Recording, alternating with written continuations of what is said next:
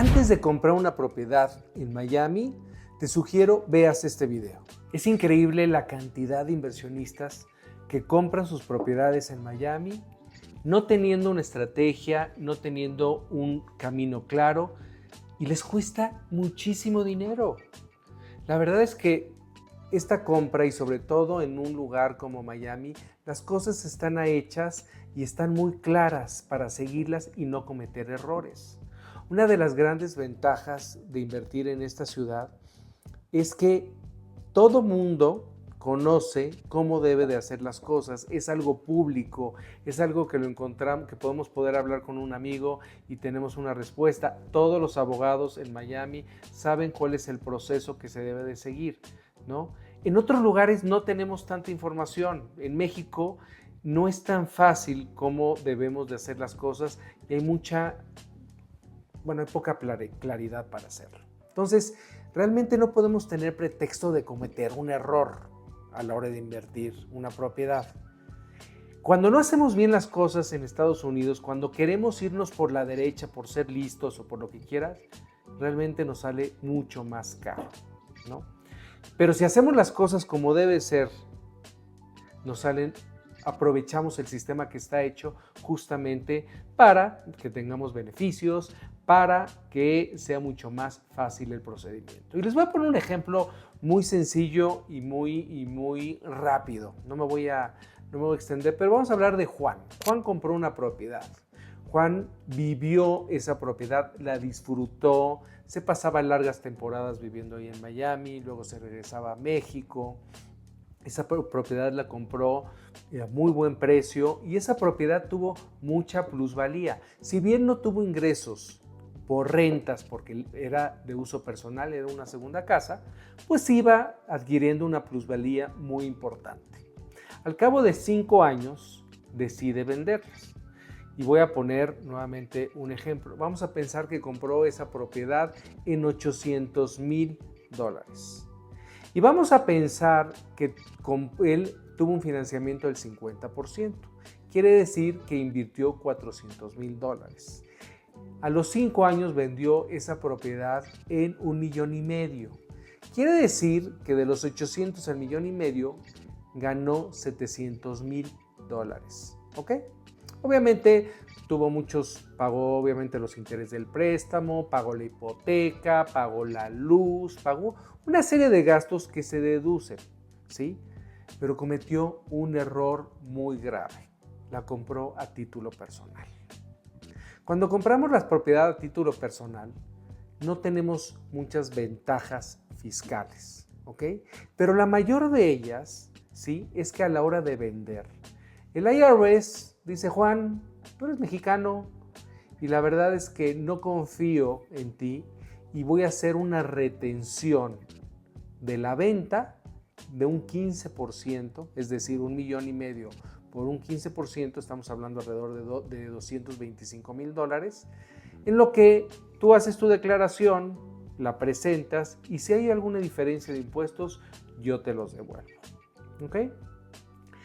Juan, evidentemente, a la hora de recibir su dinero, dice: oye, pues, ¿qué pasó con esos $225,000? ¿No? Bueno, pues la compañía de título tuvo que retener ese dinero, mandárselo al IRS, y Juan tuvo que hacer una declaración y además, después de esa declaración, tuvo que solicitar la devolución, y ese proceso le llevó alrededor de 8 meses.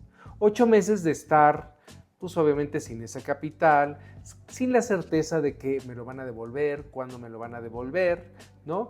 Y también, pues obviamente la incomodidad, ¿no? De estar justamente no cerrando un trámite. Esto sin contar muchos otros detalles que son menores probablemente, pero que al día se vuelven complicados. Entonces, ¿qué hubiera pasado si Juan, a la hora de comprar la propiedad, lo hubiera comprado a través de una LLC? ¿Sí? En ese caso, la LLC es una entidad americana, es una persona moral americana, por lo tanto, no hay retención de impuestos y Juan hubiera recibido el 100% de la venta, hubiera hecho la declaración y hubiera pagado los impuestos. se hubiera ahorrado 8 meses, ¿sí?, de estar, obviamente, detrás del IRS para que le devolvieran ese dinero. Con eso quiero decirles que este es un pequeño detalle de cómo, si se hacen las cosas correctamente, podemos nosotros evitarnos muchas molestias y podemos, obviamente, ahorrarnos muchísimo dinero. ¿Y cuál es el proceso correcto, no? Que eso sí es bien importante. En primer lugar, escoger una muy buena propiedad. Escoger una propiedad que esté bien ubicada, porque no todas las propiedades en Miami pues obviamente son una buena inversión. Como todo lugar en el mundo, hay buenas inversiones y malas inversiones. Y Miami, aunque es un lugar donde la experiencia está siendo positiva, también hay casos negativos y podemos verlos constantemente. Pero si hacemos las cosas bien, vuelvo y repito, vamos a tener éxito. Escoger una buena propiedad, muy bien ubicada, donde esté detrás un muy buen desarrollador, un desarrollador con experiencia, construyendo en Miami, construyendo en la Florida, cuando menos construyendo en Estados Unidos, que sepa cuál es el trámite de los permisos, de las licencias, en fin, tantos detalles que se vuelven locales a la hora del desarrollo inmobiliario, que es muy importante. Hemos visto muchísimos casos de desarrolladores que vienen de otras partes, donde en esas partes fueron muy exitosos, y llegan a Miami a querer construir y, oh sorpresa, no son las cosas como en su país. Por lo tanto, los resultados no son buenos. Entonces, es bien importante trabajar con un desarrollador que tenga mucha experiencia en Miami, que esté bien ubicado el proyecto, que tenga una marca. En el momento que tiene una marca, ahí tenemos un auditor que está checando que las cosas se hagan perfectamente, ¿sí? También un desarrollador, cuando normalmente, siempre que desarrollan, normalmente que desarrolla en Miami, tiene un banco que también es un auditor que se encarga de que las cosas se estén haciendo correctamente. Eso es fantástico porque están garantizando que nuestra inversión sea exitosa. ¿Ok? Otra de las cosas, ya escogimos un buen proyecto, ya escogimos una muy buena unidad. ¿Ok? Ahí podemos negociar un poco con el desarrollador. ¿Ok? Dependiendo los tiempos, dependiendo muchas cosas, dependiendo del mercado, dependiendo de la velocidad de venta del proyecto, dependiendo de qué tan cerca esté de llegar al 50%. En fin, hay muchos momentos donde podemos hacer una mejor negociación. Hay dos factores importantes que podemos negociar. En primer lugar, podemos negociar un poco el valor de la propiedad. Tampoco podemos negociar grandes descuentos, puesto que el precio que nos están dando ya está muy calculado y tenemos detrás un banco, ¿ok? Recordemos que el dinero que nosotros ponemos como enganche, pues en realidad se va convirtiendo como una garantía del banco. Al banco tampoco le va a gustar que hagan grandes descuentos y además al final también, vuelvo a repetir, del día, quien decide es el banco porque es el que tiene el mayor porcentaje de ese proyecto. Pero podemos negociar un poco, ¿no? Un poquito, 3, 5, dependiendo del proyecto, dependiendo de su momento. En fin, podemos negociar un poco y podemos negociar la forma de pago después del primer 20%. ¿Y por qué digo después del primer 20%? Porque el primer 20% más el contrato firmado es lo que hace que el banco ya dé como la venta ejecutada, como la venta formal y la tome en cuenta. Recordemos que para que el desarrollador le den el préstamo tiene que haber llegado cuando menos a un 50% de ventas y poco a poco, obviamente, las ventas subsecuentes pues tienen que estar registradas y se tomarán en cuenta cuando esté el contrato firmado y ese 20%. Pero el resto del enganche, que puede ir entre un 20 y un 30%, ese normalmente podemos de alguna manera negociarlo con el desarrollador.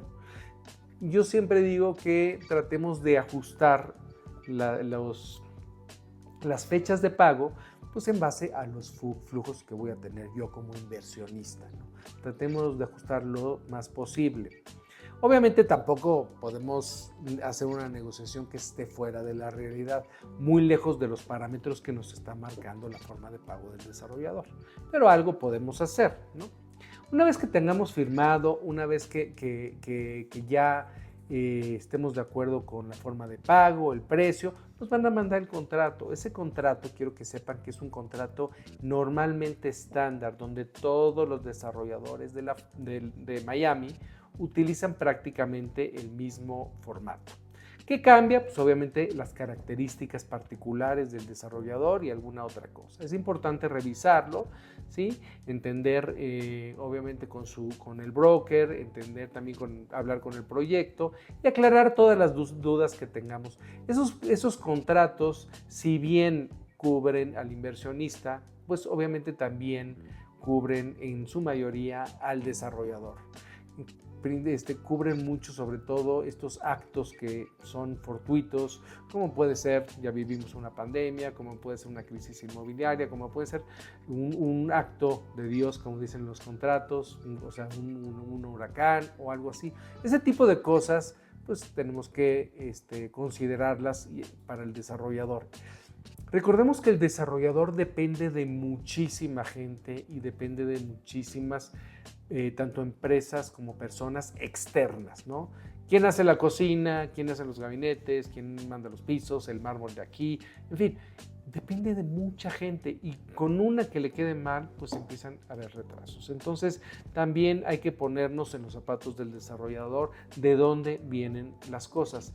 También recordemos que quien tiene la mayor urgencia por cerrar un edificio, por escriturar todas las propiedades, es el desarrollador, porque él está pagando intereses todos los días del préstamo de construcción. Si se alarga, pues le cuesta más. ¿Y contra qué va? Contra su utilidad. Entonces, pongamos las cosas en contexto y entendamos cómo son. Ahora, punto fundamental, y esto sí se los digo, es bien importante que mandemos el depósito de nuestra cuenta personal o de nuestra empresa donde seamos nosotros socios. Esta parte es sumamente importante. ¿Por qué? Porque si el día de mañana yo quiero un financiamiento, el banco tiene que ver que el dinero salió de sus cuentas. No puede venir de la casa de la cuenta de mi primo, oye, que de mi papá, oye. Si bien podemos resolverlo, pero nos vamos a ahorrar muchos dolores de cabeza si salen de mis cuentas personales o cuentas de mi empresa. Esa cuenta personal puede estar en Estados Unidos, puede estar en España, puede estar, pero que esté a su nombre. Eso sí es una recomendación de inicio para que empecemos a hacer bien las cosas.